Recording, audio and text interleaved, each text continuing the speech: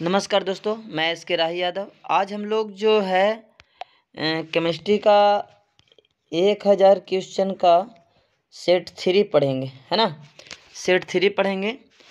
Set 1 से 2 हम लोग पढ़ लिए हैं और जो कि प्लेलिस्ट में है ना।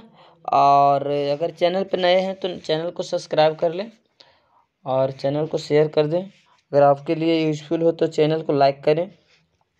और इसके अलावा एक राही केमिस्ट्री क्लासेस चैनल है, उस पर सब्जेक्टिव ऑब्जेक्टिव दोनों मतलब कि दिया जाता है, उसे भी आप सब्सक्राइब कर लें। तो हम लोग आज का क्वेश्चन देखते हैं कि फैराडे का प्रथम नियम है। क्या है? क्या बोल रहा है? फैराडे का प्रथम नियम है। तो आपका फैराडे का प्रथम नियम हो जाएगा W इज डायरेक्टली प्रोपोर्शनल। क्या होता है? देखिए, यहाँ से हम लोग पढ़े थे W इज डायरेक्टली प्रोपोर्शनल क्यों होता है। और प्रपोर्शनलिटी को हटावेंगे तो क्या हो जाएगा? W बराबर हो जाएगा ZQ और Q बराबर होता है IT। Q बराबर क्या होता है? IT। Q इक्वल टू होता है Q बराबर IT, विधारक गुणा समय। अब यहाँ से Q की जगह पर I रख देंगे तो क्या हो जाएगा? W बराबर ZIT। आंसर ए आपका सही हो जाएगा। ठीक है। फैराडे का प्रथम नियम क्या पढ़े थे कि विद्युत अपघटन की क्रिया के समय जब इलेक्ट्रोड पर जो पदार्थ की मात्रा जमा होता है वो आवेश के समानुपाती होता है, यानी जितना ज़्यादा आवेश देंगे उतने इलेक्ट्रोड पर पदार्थ की मात्रा क्या होगा? जमा होगा। तो इसका आंसर क्या हो जाएगा? आपका आंसर हो जाएगा ए। ठीक है, बढ़ते हैं आगे नेक्स्ट क्वेश्चन पे। क्वेश्चन नंबर 2 कहता है फैराडे का इकाई क्या है। क्वेश्चन नंबर 2 कह रहा है फैराडे का इकाई क्या है। तो फैराडे का इकाई होता है कूलम। क्या होता है? कूलम। चूँकि 1 फैराड बराबर होता है 96,500 कूलम। 96,500 कूलम। ठीक है, तो फैराडे की इकाई क्या हो जाएगा? कूलम। ठीक है ना। चलिए, सेल स्थिरांक है, इसमें कह रहा है आपको कि सेल स्थिरांक है। तो सेल स्थिरांक, चलिए सेल स्थिरांक क्या है? तो सेल स्थिरांक हो जाएगा L/A। क्या हो जाएगा? L/A। चलिए क्वेश्चन नंबर 4 में देखते हैं कि धात्विक चालकता में ताप बढ़ाने से चालकता, अगर धातु में ताप बढ़ावेंगे तो चालकता क्या हो जाएगा? घट जाता है। धात्विक चालकता में ताप बढ़ावेंगे तो चालकता घट जाएगा।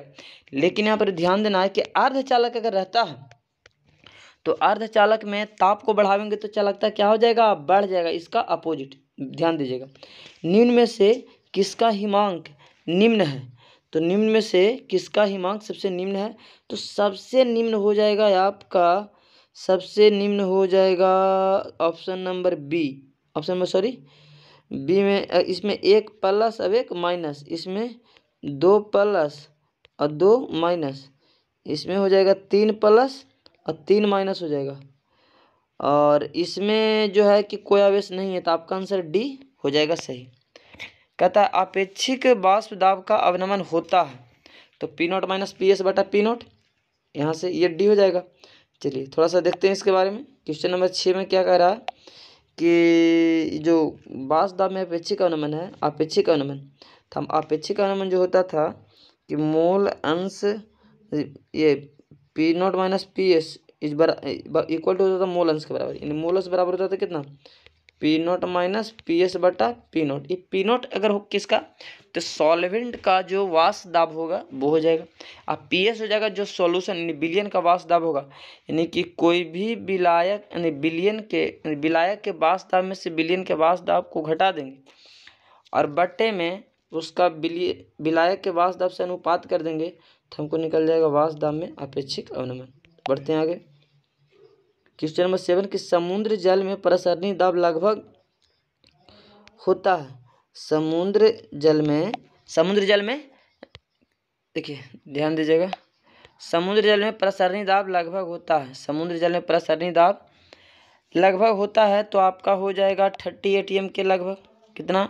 30 ATM के लगभग। विलयन के अनुसंख्या गुणधर्म का उदाहरण है तो बाबू उदाहरण क्या हो जाएगा? क्वथनांक बिंदु उन्नयन। हम बताए हैं वाष्प दाब में अपेक्षिक अवनमन RLVP, एगो क्वथनांक बिंदु उन्नयन डेल्टा TB, हिमांक विनियमन डेल्टा TF, एगो प्रसरण दाब। तो ये हो जाएगा क्वथनांग बिंदु यूनियन, जिसको डेल्टा टीबी द्वारा सूचित किया जाता है। ठीक है, चलिए बढ़ते हैं नेक्स्ट क्वेश्चन पे। क्वेश्चन नंबर आ जाएगा 9 कि विद्युत अपघटनी विधि द्वारा शुद्ध किया जाता है, यानी विद्युत अपघटनी विधि द्वारा किसका शुद्ध किया जाता है, तो कॉपर का हो जाएगा। चलिए देखते हैं आगे, कॉपर का हो जाएगा। कार्नेलाइट का सूत्र होता है, तो KCl, पिछला टेस्ट में भी ये वाला क्वेश्चन था कि कार्नेलाइट जो है KCl MgCl2 और 6H2O, ये कार्नेलाइट हो गया है ना। अब यहाँ से क्वेश्चन कार्नेलाइट पूछ दिया, अब आपसे पूछेगा कि कार्नेलाइट किसका अयस्क है, तो ये मैग्नीशियम का भी हो सकता है और पोटेशियम का भी हो सकता है। तो जनरली पूछता है मैग्नीशियम का। अगर इसको अगर दूसरा तरीका से पूछेगा, कहेगा निम्न में से हैलाइड अयस्क कौन है, तो इसमें हैलोजन है। क्लोरीन, फ्लोरीन, ब्रोमीन, आयोडीन जो होता है हैलोजन होता है। फ्लोरीन, क्लोरीन, ब्रोमीन और आयोडीन, ये हैलोजन है, तो ये सब हैलाइड अयस्क में आ जाएगा। अब इसमें पूछता है कि कार्बोनेट अयस्क कौन है, तो CO3, ये हो जाएगा। ये सब क्या हो जाएगा, कार्बोनेट अयस्क। आपको क्वेश्चन पूछा है कि कार्नेलाइट कौन है, तो KCl MgCl2 और 6H2O, KCl MgCl2 और 6H2O। चलिए, गैंग को एक और नाम से जाना जाता है। ये वाला क्वेश्चन पहले भी एक बार रिपीट हो चुका है और ये दोबारा रिपीट हो रहा है। तो हम लोग गैंग को आधात्री भी बोल सकते हैं, मैट्रिक्स भी बोल सकते हैं। इस तरह से आपका आंसर D सही हो जाएगा। गैंग को हम आधात्री बोल सकते हैं, मैट्रिक्स बोल सकते हैं। गैंग होता क्या, तो अयस्क में उपस्थित अशुद्धियों को क्या कहते हैं, गैंग कहते हैं। अयस्क में उपस्थित अशुद्धियों को क्या कहते हैं, गैंग कहते हैं। आगे कह रहा है कि द्रवण विधि में किस धातु का शोधन किया जाता है। द्रवण विधि में किस धातु का शोधन किया जाता है, तो इसमें हो जाएगा टीन का जो है द्रवण विधि द्वारा शोधन किया जाता है। अगर वाष्पन बोलता है, विद्युत अपघटन बोलेगा तो कॉपर हो जाएगा। लेड तो शीशा हो गया, ठीक है ना। बाष्पीकरण बोलता है, यानी ऊर्ध्वपातन बोलता है तो जिंक हो जाता। लेकिन कह रहा है द्रवण विधि, इन पिघला के, यानी टीन में मिट्टी रहेगा, कंकड़ बालू, ये मतलब कि इसमें अशुद्धियाँ के रूप में रहेगा। तो इसमें क्या करेंगे, इसको पिघलाया जाएगा, ढालूनुमा चूल्हा पर इस तरीक़े से गर्म किया जाएगा। यहाँ से गर्म करेंगे तो ढालूनुमा चूल्हा पर इस तरह गर्म होगा और अशुद्धियाँ इस चूल्हे पर इस तरीक़े से रह जाएगा, बाकी यहाँ पे शुद्ध धातु आ जाएगा। तो कहेगा द्रवण विधि द्वारा, तो आपको क्या कहना है, टीन। द्रवण विधि द्वारा टीन, द्रवण विधि द्वारा हो जाएगा टीन। चलिए ये आंसर हो जाएगा, ये हो जाएगा आपका D। चलिए आगे कहता है मंडल शोधन में किस धातु को प्रक्रम किया जाता है, शोधन किया जाता है, प्रक्रम लिख दिया यहाँ पे, किस धातु का शोधन किया जाता है। तो आपका दे दिया बोरन, एल्युमिनियम, एसएन, जिंक। इस धातु में किसका शोधन किया जाता है, तो आपका अगर मतलब इस तरीक़ा से पूछ दे तो हम बोल देंगे बोरन को मंडल शोधन द्वारा किया जाता है। क्योंकि जिंक और एल्युमिनियम को हम विद्युत अपघटन विधि द्वारा कर लेंगे। और टीन, एसएन, इसका सूत्र क्या था, टीन का सूत्र था एसएन को कर लेंगे हम किसके द्वारा, द्रवण विधि द्वारा। तो ये बोरन को हो जाएगा मंडल शोधन द्वारा। चलिए बढ़ते हैं आगे। करा क्रायोलाइट किसका अयस्क है, क्रायोलाइट, ठीक है ना। तो क्रायोलाइट हो जाएगा आपका एल्युमिनियम का, ठीक है ना। क्रायोलाइट किसका अयस्क हो जाएगा, एल्युमिनियम का, ठीक है। क्रायोलाइट एल्युमिनियम का और मुख्य है तो बॉक्साइड हो जाएगा, एल्यूमिना हो जाएगा, है ना। बॉक्साइड हो जाएगा, एल्यूमिना हो जाएगा। चलिए एवोगाड्रो संख्या बराबर है, तो आप लोग सभी लोग जानते हैं दोस्त कि एवोगाड्रो संख्या कितना होता है, 6.023 इंटू 10⁻23। तो प्लस में हो जाए, एक देखिए दिमाग गड़बड़ाने के लिए एक प्लस में दे दिया है और एक माइनस में दे दिया है, लेकिन आपका आंसर क्या होगा, B होगा। चलिए आगे बढ़ते हैं क्वेश्चन, नेक्स्ट क्वेश्चन। बादल निम्न में से किसका उदाहरण है। आप बताइए कि बादल, दोस्त ध्यान दीजिएगा कि बादल में क्या होता है।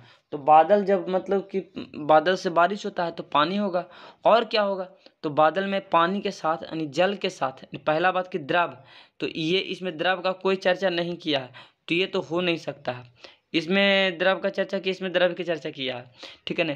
तो गैस में द्रव रहता है ना, गैस में द्रव रहता है, तो आपका आंसर D सही हो जाएगा। बादल क्या होता है, गैस, बाष्प, पानी को जब गर्म करते हैं तो बाष्प में बदल जाता है, और बाष्प में बदलने के बाद वो क्या करता है, ऊपर में जमा रहता है, यानी गैस के साथ क्या रहेगा, द्रव रहेगा।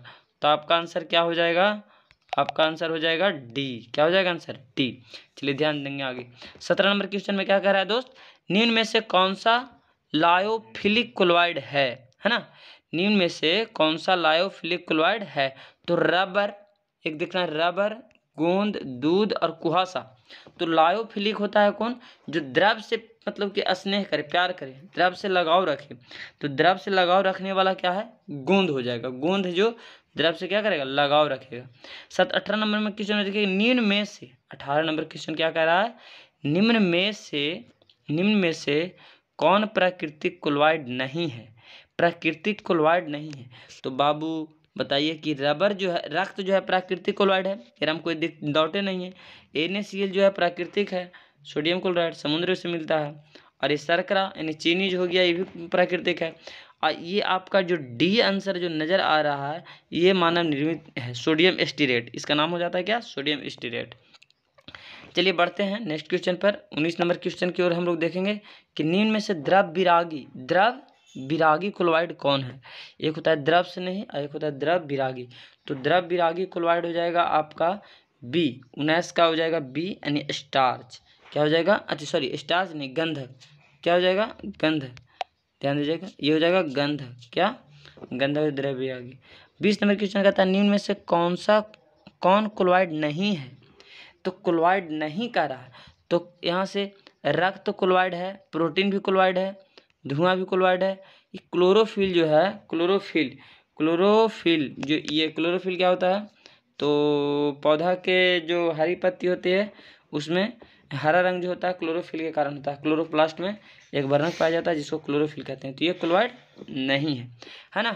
तो 21 नंबर क्वेश्चन देखिए कि CH3COO C2H5 ईस्टर हो गया। क्या हो गया? ईस्टर। इसको जल डाला और जल डाला तो बन गया क्या? यहाँ बन गया एसिटिक एसिड और यहाँ बन गया इथाइल अल्कोहल। एसिटिक एसिड और इथाइल अल्कोहल की कोटि पूछ रहा है। तो जलांशन किया तो ये मतलब वास्तविक में तो ईस्टर का जलांशन हुआ। क्या हुआ? ईस्टर का जलांशन हुआ। तो जलांशन हुआ तो यहाँ से एक ईस्टर नजर आ रहा है, एक जल नजर आ रहा है। लेकिन यहाँ पे जो है किया छदम कोटीय अभिक्रिया, झूठा कोटीय अभिक्रिया। तो इसका आंसर हो जाएगा 21 का आंसर हो जाएगा प्रथम कोटि। लगता है कि दूसरी कोटि है लेकिन होता है प्रथम कोटि, इसलिए 21 का आंसर हो जाएगा प्रथम कोटि अभिक्रिया। एक आंसर क्या हो जाएगा? प्रथम कोटि अभिक्रिया। चलिए बढ़ते हैं आगे। निम्न में से शुद्ध कोटि यानी शून्य कोटि अभिक्रिया पर निर्भर रहती है। किस पर निर्भर रहती है शून्य कोटि अभिक्रिया? तो यहाँ पे हमको तो लगता है कि ताप पर निर्भर रहेगा। जब तक टेम्परेचर नहीं देगा तो होबे नहीं करेगा। सूर्य का प्रकाश, उत्प्रेरक, सभी पर, ठीक है ना। शून्य कोटि अभिक्रिया जो है अभिकारक सांद्रता के घात पर निर्भर नहीं करता है। किस पर करेगा? किस पर? तो करेगा टेम्परेचर पर, सूर्य के प्रकाश पर और उत्प्रेरक पर। किस पर? उत्प्रेरक पर। चलिए पढ़ते हैं आगे। 23 नंबर क्वेश्चन में कह रहा है, थोड़ा सा कॉन्सेप्टेबल क्वेश्चन है कि Na3 अब बिग ब्रैकेट में देखिए यहाँ पर दे दिया है, बिग ब्रैकेट में दे दिया है आपका, बिग ब्रैकेट में दे दिया है आपका क्रोमियम और C2O4 के हॉल 3। कह रहा है C2O4 के हॉल 3 में क्रोमियम के उप सहसंयोजन संख्या। तो कोऑर्डिनेशन नंबर कह रहा है। उप सहसंयोजन संख्या का मतलब क्या हो गया? Coordination number. तो हम बोले थे कि number of ligand coordination number हो जाएगा। जय गो लिगैंड रहेगा तय वो कोऑर्डिनेशन नंबर। तब बात आता है यहाँ पर कि सर यहाँ तो लिगैंडों की संख्या 3 है, कोऑर्डिनेशन नंबर 3 हो जाना चाहिए। लेकिन हम एक चीज़ बात बताए थे कि एक दंती लिगैंड रहे यानी मोनोडेंटेड लिगैंड रहे तो लिगैंडों की संख्या को हम कह सकते हैं। बट लिगैंड की संख्या अगर द्विदंती लिगैंड हो तो इस सोडियम जो है ये मतलब C2O4 जो है ऑक्जिलेट, यहाँ से C और सिंगल बॉन्ड C और यहाँ से होता है OO माइनस और OO माइनस, इस प्रकार से होता है। तो एक डोनेट यहाँ से करेगा, एक डोनेट यहाँ से करेगा, तो हाइड्रोडेट दुदंती और 3 गो है तो 3 दूना 6। कोऑर्डिनेशन नंबर कितना हो जाएगा इसका? 6 हो जाएगा। चलिए बढ़ते हैं आगे। उदासीन लिगैंड का उदाहरण है। उदासीन लिगैंड कौन है? तो साइनाइड समूह, ये तो उदासीन नहीं हो सकता, माइनस में रहता है। हैलोजन, हैलोजन ये भी माइनस में रहता है। Fluorine, chlorine, fluorine minus, chlorine minus, bromine minus. इन नाइट्रोसो एक होता है जल, तो नाइट्रो समूह, तो नाइट्रो में हो जाएगा इस तरीक़े से, प्लस हो जाए भी और माइनस भी होता है। ये हो जाएगा जल जो है उदासीन है। जल जो है क्या है? उदासीन है। जल पर कोई चार्ज नहीं होता है, यानी H2O, क्या H2O पर कोई आवेश नहीं होता है। चलिए तब बढ़ते हैं नेक्स्ट क्वेश्चन, 35 नंबर क्वेश्चन में हम लोग पढ़ते हैं। देखिए दोस्त, इस तरीक़ा से हम लोग 20 सेट लगाएंगे और 20 सेट में हम लोग लगभग 1000 क्वेश्चन को चर्चा करेंगे और उस 1000 क्वेश्चन में से केमिस्ट्री का सारा क्वेश्चन उसी में से फंसना एकदम तय है, क्योंकि मैं सारा टॉपिक का क्वेश्चन निचोड़ कर मैं इस वीडियो में डाल दिया हूँ। ठीक है, आपको इतना से ज़्यादा कुछ करने का आवश्यकता नहीं है। अगला क्वेश्चन है 35 नंबर क्वेश्चन कह रहा है कि K4 एफिशिएंट के हॉल सिक में Fe का प्रसंकरण। तो Fe का प्रसंकरण क्या हो जाएगा, तो हम तो अगर इसको देखें तो हम इसमें बताते हैं कि सबसे पहले ऑक्सीडेशन नंबर निकालते हैं। Fe का ऑक्सीडेशन नंबर तो -6 अब प्लस सर -2 उधर जाएगा तो +2 के मतलब 2 इलेक्ट्रॉन त्याग दिया। अब इसका होता है 26। सबसे पहले हम लोग इलेक्ट्रॉनिक विन्यास लिखते हैं। इलेक्ट्रॉनिक विन्यास लिखने के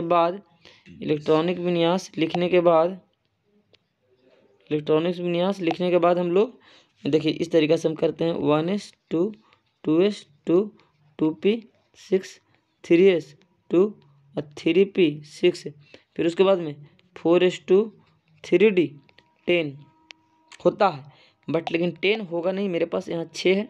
6 ये बाहर में से इलेक्ट्रॉन 2 चला जाएगा, बचेगा 6। तो 6 जाएगा तो अंदर में जाएगा, क्योंकि मजबूत लिगेंड है। साइनाइड क्या है, मजबूत लिगेंड है ना। तो इसका आंसर हो जाएगा, अंदर में जाएगा, नहीं हो जाएगा आंसर आपका सी। क्या हो जाएगा आंसर सी, D2sp3। चलिए बढ़ते हैं आगे। कह रहा है K4 एफिशिएंट एक उदाहरण है। कहता है क्या है, K4 एफिशिएंट जो है जटिल यौगिक है। कहता है से मतलब इसमें कह रहा है कि आयनिक संकुलन, उसके बाद में आणविक संकुलन और सेतु संकुलन, इनमें से कोई नहीं। तो आयनिक संकुलन अगर बोल रहा है तो आयनिक हो सकता है, आणविक हो जाएगा। आणविक संकुलन इसको कह देंगे, ठीक है ना, बी।